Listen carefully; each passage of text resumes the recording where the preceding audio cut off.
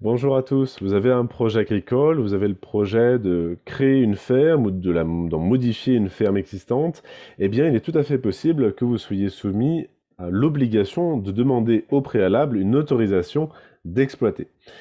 Procédure qui est souvent méconnue par les porteurs de projets et pourtant il est absolument essentiel de la connaître. Alors ici dans cette vidéo, je vais vous présenter bien des cas où cette demande d'autorisation d'exploiter est obligatoire, quelles sont les étapes de la procédure, quelles sont les conséquences d'un éventuel refus d'autorisation d'exploiter? Précisons bien qu'il s'agit on parle ici de projets où vous êtes sur un projet agricole professionnel. Vous êtes dans le but de créer de la production, d'ailleurs, pour pouvoir la commercialiser et mener une activité économique.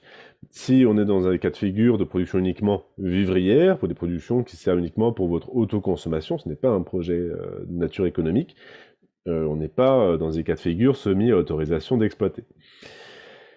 Alors, donc quels sont les cas soumis à cette autorisation d'exploiter? Alors, ils sont listés de façon exhaustive dans l'article L331-2 du Code rural et de la pêche maritime.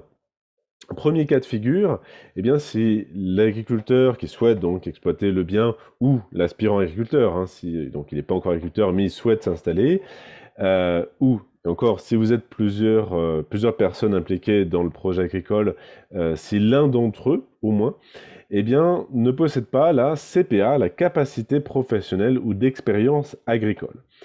Petite parenthèse pour préciser là, cette notion de CPA. Cette CPA vous est reconnue si vous êtes détenteur d'un diplôme agricole. Alors, si vous êtes né avant le 1er janvier 71, il faut que ce soit un diplôme agricole au moins de niveau 5, et si vous êtes né après le 1er janvier 71, il faut que votre diplôme agricole soit au moins de niveau 4. Un exemple de diplôme agricole de niveau 4, c'est le fameux BPREA. Précisons que c'est l'arrêté du 29 octobre 2012 qui liste de façon exhaustive tous les diplômes, titres et certificats qui correspondent à ces niveaux 4 et niveau 5. Mais tout de même, il est possible que la CPA vous soit reconnue si vous n'avez pas de diplôme agricole dans deux cas de figure.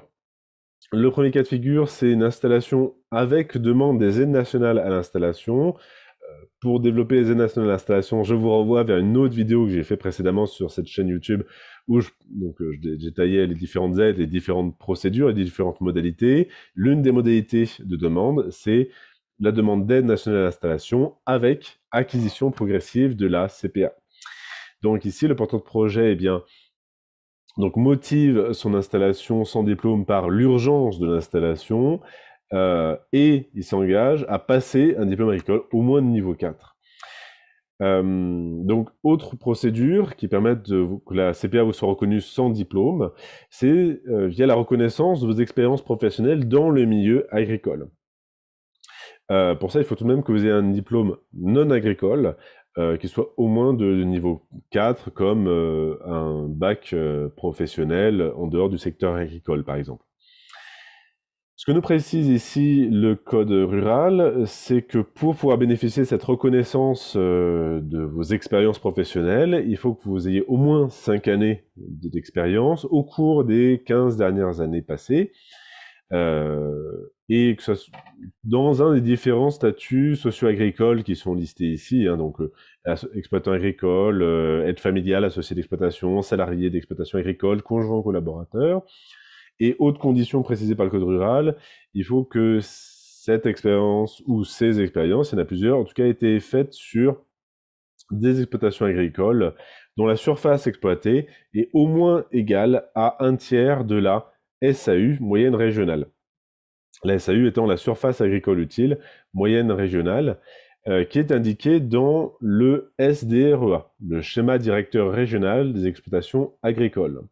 Donc document qui, comme le nom l'indique, est fait dans chaque région.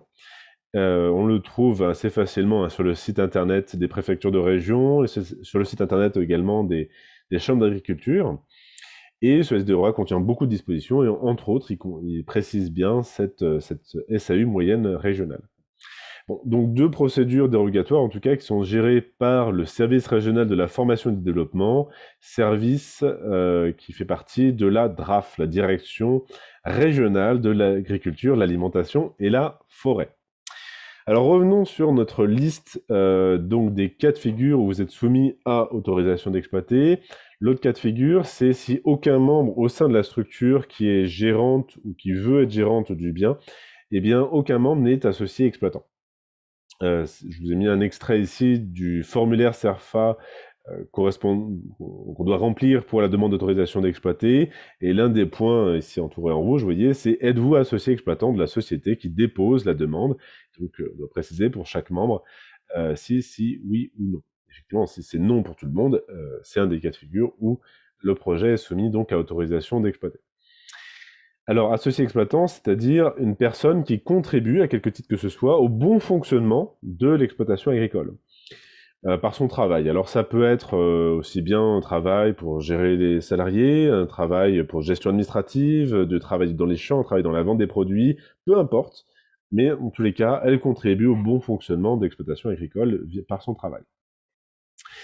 À noter que si donc quelqu'un est associé exploitant, ça pose la question de quel sera son statut social.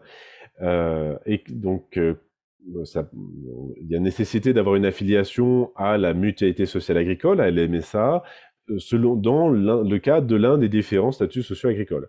Pour plus d'informations sur les statuts sociaux agricoles, je vous renvoie sur une autre vidéo faite sur ma chaîne YouTube où je parlais donc de ces différents statuts. Je vous mets le lien en dessous dans le descriptif ici en dessous de la vidéo. Donc, autre cas de figure soumis à autorisation d'exploiter, c'est si l'agriculteur est en situation de pluriactivité. Ça veut dire que d'une part, il a ses activités agricoles, et d'autre part, d'autres activités professionnelles en dehors du secteur agricole. Et donc c'est dans le cas, ici, on parle du cas de figure où la pluriactivité est telle que, de par ces activités en dehors du secteur agricole, eh bien ces activités-là dégagent un salaire, un bénéfice, qui soit d'une valeur de 3120 fois au moins le montant horaire du SMIC. Ce qui correspond en 2021 à un salaire brut d'au moins 31 980 €. Autre cas de figure soumis à autorisation, c'est si le projet agricole prévoit que la surface exploitée va dépasser un seuil de surface défini par le SDROA, ou si ça modifie une exploitation agricole déjà existante, ça diminue la surface exploitée en dessous, encore une fois, du seuil de surface défini par le SDROA.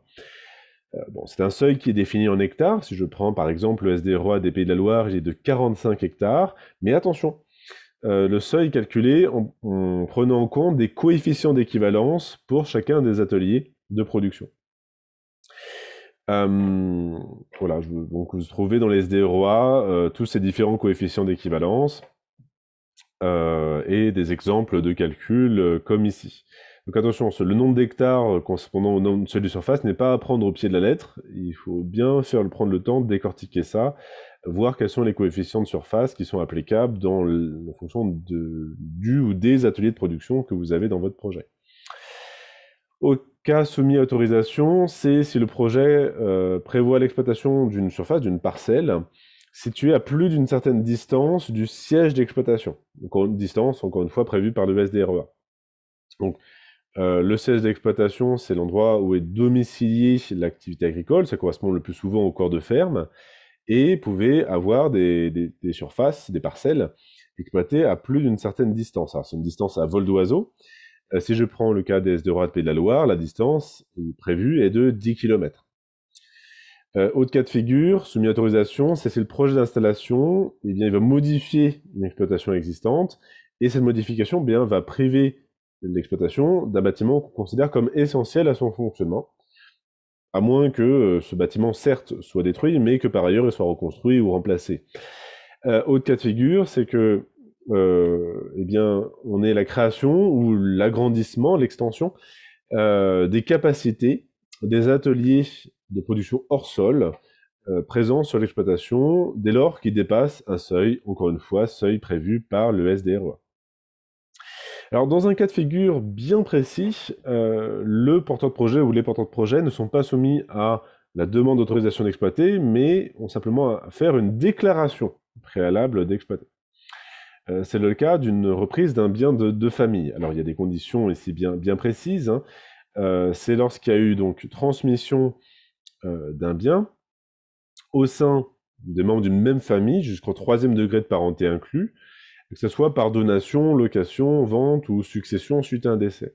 Et encore, il faut que 4 conditions soient remplies. Il faut que le déclarant, ou les déclarants s'il y en a plusieurs, bien possèdent la fameuse CPA dont on a parlé précédemment. Il faut par ailleurs que les biens soient libres de toute location, on n'a aucun locataire en place, que les biens aient été possédés par ce parent depuis au moins 9 années. Et enfin, il faut que les biens donc transmis par donation, location, vente ou succession, eh bien, soient destinés à l'installation de nouvel agriculteur ou à la consolidation, à l'agrandissement de l'exploitation du déclarant. Et encore, attention à ne pas dépasser le seuil de surface fixé par le SDREA. Voilà, c'est un cas bien, bien spécifique. Donc revenons à notre procédure d'autorisation d'exploiter. Quelles sont les étapes de façon résumée, très synthétique? Faire la demande d'abord. Alors ça peut se faire maintenant aussi bien en ligne, via la plateforme Logix, plateforme mise en place par le ministère de l'Agriculture. Je mets le lien en dessous de la vidéo. Mais vous pouvez aussi faire de façon plus traditionnelle le dépôt du dossier papier au niveau de la DDTM, la Direction départementale du territoire et de la mer, donc la DDTM du département où est situé, hein, bien sûr, le bien. Précisons bien que pour faire une demande d'autorisation d'exploiter sur un bien, il n'est pas nécessaire, il n'est pas obligatoire que vous ayez un lien juridique avec le bien en question. Il n'est pas nécessaire que vous soyez locataire du bien, ou encore que vous soyez propriétaire du bien. Par contre, attention, si vous n'êtes pas propriétaire du bien, il est obligatoire que vous informiez le propriétaire du fait que vous déposiez la demande d'autorisation d'exploiter, et dans le dossier, vous devrez donner un élément de preuve, comme quoi vous avez bien informé le propriétaire. Ça peut simplement être la photocopie d'un courrier que vous avez adressé au propriétaire du bien, courrier adressé en lettre recommandée avec demande d'avis de réception. Donc tout ça est précisé sur le site du ministère de l'Agriculture et de l'Alimentation. Et donc, dans tous les cas, vous serez amené à remplir ce fameux formulaire CERFA pour la demande d'autorisation d'exploiter, le formulaire CERFA 11 534 04. Préciser tout état civil et toutes les caractéristiques du projet d'installation ou du projet de modification d'une exploitation agricole existante. Bon, étape numéro 2, eh bien, une fois que la demande a été faite dans les règles, eh bien, elle sera rendue publique. Il y a une publicité faite de votre demande d'autorisation d'exploiter. Donc, c'est rendu public sur le site internet de la préfecture, sur également dans le local de la préfecture, dans le local également de la mairie, correspondant à la commune où est situé le bien, voire dans des cas particuliers, c'est même publié dans un journal d'annonce légale. À compter du jour où donc, la demande est rendue publique, d'autres candidats peuvent faire également une demande d'autorisation d'exploiter pour le même bien. Alors, dans un délai qui est précisé dans la publicité, en règle générale, le délai est de 2 mois. Donc voilà, là c'est un exemple des demandes, par exemple, qui ont été rendues publiques le 25 juin. Voilà, au niveau de la DDTM de la Charente-Maritime, par exemple. Donc la demande publique est rendue publique, donc la date d'enregistrement de la demande, l'identité du demandeur, la surface en hectares du bien, la commune où est située, les communes où situées là où les parcelles constituant le bien, les propriétaires ou le propriétaire actuel du bien, et la date limite à laquelle peuvent être posées des demandes concurrentes pour des demandes d'autorisation d'exploiter sur le même bien. Alors, étape numéro 3, donc la procédure est instruite par le préfet de région. Si jamais il le considère nécessaire, eh bien, il peut consulter la CDOA, la Commission départementale d'orientation agricole.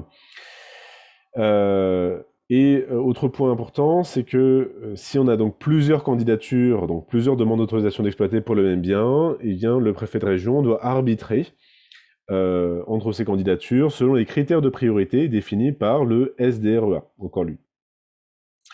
Et dans tous les cas, pour chacune des demandes, eh bien, il va délivrer un arrêté préfectoral qui notifie au demandeur le refus d'autorisation d'exploiter ou l'octroi, la délivrance de l'autorisation d'exploiter. Alors, cette procédure, combien de temps prend-elle? Eh bien, le délai dont dispose le préfet de région pour donner sa décision, donc le délai maximum est de 4 mois, à compter du jour donc, de dépôt de la demande, ce délai pouvant être amené jusqu'à 6 mois si le juge est nécessaire. C'est notamment le cas lorsque donc, on a d'autres demandes concurrentes pour le même bien. Alors, quels sont les motifs qui peuvent justifier un refus? Alors, ils sont bien listés dans l'article 331-3-1 du Code rural et de la pêche maritime.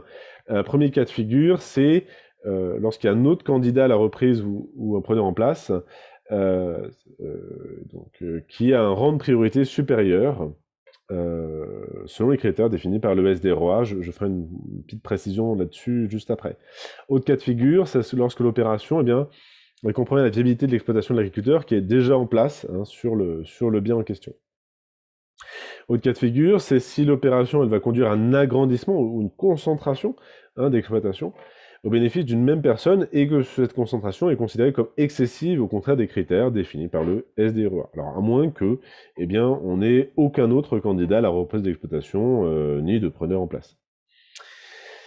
Autre cas de figure, c'est lorsque eh bien, il y a le projet, c'est un projet de mise à disposition de terre pour une société, et que cette mise à disposition eh bien, va entraîner la réduction du nombre d'emplois salariés dans cette société, ou d'emplois salariés ou non salariés, d'emplois permanents ou saisonniers, peu importe, sur les exploitations donc concernées. Un autre cas de figure de motif de refus qui est spécifique, lui, à la Guadeloupe, la Guyane, la Martinique, la Mayotte et la Réunion, c'est que même à défaut de candidature concurrente, il peut y avoir refus si la demande d'autorisation d'exploiter ne répond pas aux orientations définies par le SDROA de ces dom-tom. Alors, comme je l'évoquais juste avant, donc dans tous les SDROA sont précisés les critères de priorité, les rangs de priorité des demandeurs d'autorisation d'exploiter. Voilà. Moi, je vous ai mis un extrait du SDROA des Pays de la Loire. Ce que vous avez toujours en rang numéro 1, ce qu'on voit ici, c'est un projet d'installation non progressive d'agriculteurs qui s'installent à temps plein avec les aides nationales à l'installation. Un petit schéma pour bien repréciser, synthétiser tout ça, tout ce qui rentre dans ce qu'on appelle le contrôle des structures. Donc dans ce qu'on appelle le contrôle des structures, on trouve donc les opérations soumises à déclaration préalable d'exploiter, comme je l'ai évoqué, qui correspond à des cas de reprise au sein d'une même famille, les opérations soumises à autorisation, et enfin, les opérations qui sont ni soumises à déclaration ni soumises à autorisation ne sont pas soumises à donc aucune de ces deux procédures. Alors, deux points importants, quand même, semblent importants à bien préciser. Le préfet de région peut délivrer plusieurs autorisations d'exploiter pour le même bien. Si donc on a plusieurs demandes qui sont faites dans le cadre de la procédure pour le même bien, eh bien, il peut donner une autorisation d'exploiter, délivrer une autorisation d'exploiter pour plusieurs demandeurs. Voilà. Donc chaque autorisation d'exploiter étant indépendante l'une de l'autre. Ça ne veut absolument pas dire que le demandeur, pour pouvoir exploiter, devrait exploiter en commun. Ça ne veut absolument pas dire ça. Autre point qui sont vraiment importants à préciser, c'est que bien, le propriétaire d'un bien n'a pas l'obligation de vendre ce bien ou de louer ce bien auprès du détenteur ou des détenteurs de l'autorisation d'exploiter sur le bien en question. Alors qu'en est-il en cas d'illégalité? C'est-à-dire, si une personne soumise à autorisation d'exploiter exploite sans faire donc la demande d'autorisation d'exploiter, ou encore elle a fait sa demande d'autorisation d'exploiter, mais elle a eu un refus, et pourtant, elle exploite le bien en question, elle fait bien une production à vocation économique sur le bien. Bien là, ça est cadré par l'article 331-7 du Code rural et de la pêche maritime. Donc, tout d'abord, une phase de mise en demeure, soit de faire une demande d'autorisation d'exploiter, ou mise en demeure d'arrêter toute exploitation du bien, qui va être réalisée par l'autorité administrative, la préfecture en règle générale. Et si donc l'agriculteur ne respecte pas la mise en demeure, eh bien, la préfecture pourra lui dresser une amende, alors d'un montant qui est dans une fourchette entre 304,90 centimes euros et 914,70 € par hectare exploité. Alors par hectare, en appliquant les coefficients d'équivalence dans le SDROA, point important à relever, amende qui peut être conductible annuellement.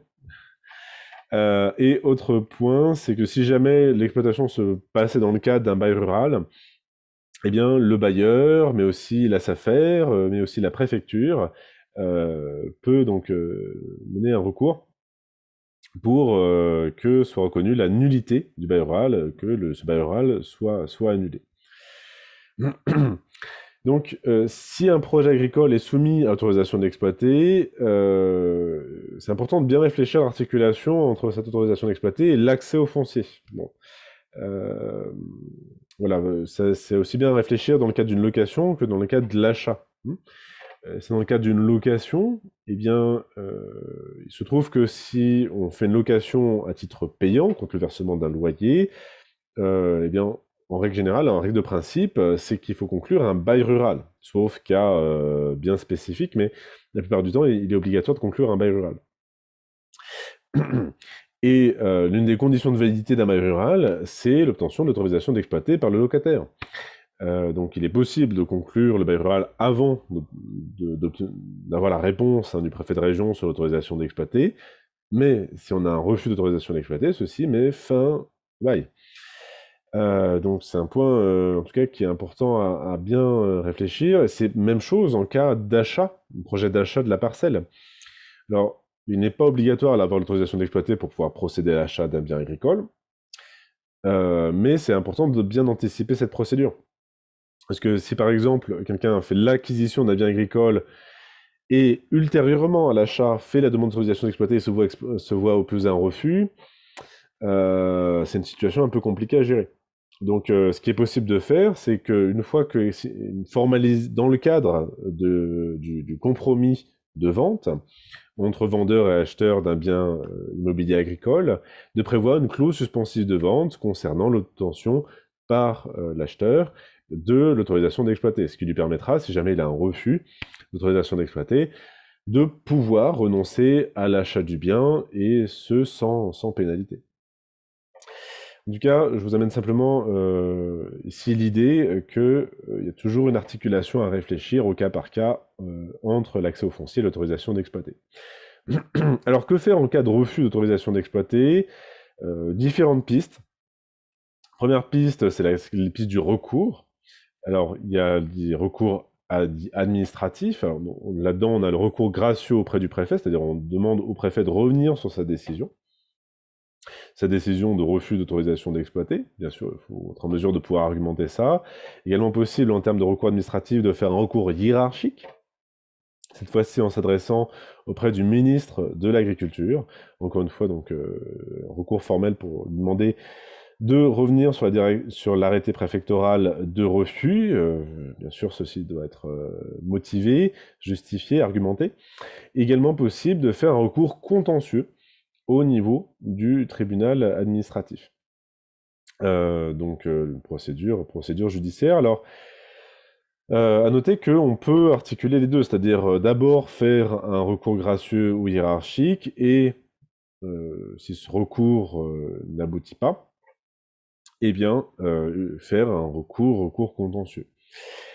Autre piste de réflexion en cas de refus, c'est simplement renoncer à la propriété du bien, que l'on soit déjà propriétaire ou que l'on s'apprêtait à devenir propriétaire du bien, ou renoncer à la location du bien. Autre piste de réflexion, c'est modifier le projet agricole ou votre statut personnel. Par exemple, devenir associé exploitant dans le projet, si ce n'était pas le cas initialement. Et, par exemple, si vous êtes dans un cas de figure où eh bien, on n'avait à la base aucun membre de la société associé exploitant, par exemple, de façon à ce que vous ayez un rang de priorité supérieur, donc selon les rangs de priorité prévus par le SDREA, ou, et ça serait encore mieux, modifier votre projet ou votre statut de façon à ne tout simplement plus être soumis à la procédure de demande d'autorisation d'exploiter. Bon, bah écoutez, en tout cas, j'espère que ça aura permis d'éclairer votre lanterne, de pouvoir vous donner des grands éléments d'explication donc, concernant cette procédure. Moi, je développe ce point-là, mais aussi bien d'autres, dans le webinaire Le b.a-ba du droit agricole. On parle de tous les fondamentaux du droit à connaître pour pouvoir se lancer dans un projet agricole.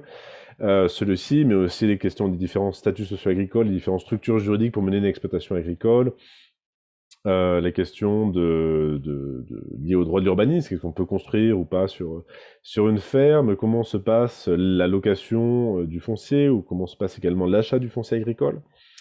Un webinaire que je mène de temps en temps en édition en direct, mais aussi qui est disponible en continu donc à la demande.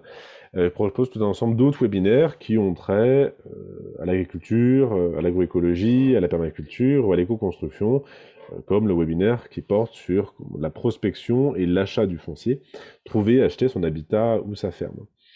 Je propose également du conseil, de l'accompagnement pour les porteurs de projets de jardin, d'habitat et de ferme, et également des livres auto-édités, ce qui porte sur le droit immobilier et le droit agricole. Les liens vers tout ça sont bien sûr en description sous la vidéo.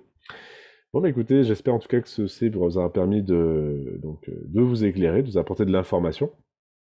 N'hésitez pas à partager cette vidéo si ça vous paraît pertinent auprès d'autres personnes intéressées par des projets agricoles. Et je vous dis à très bientôt.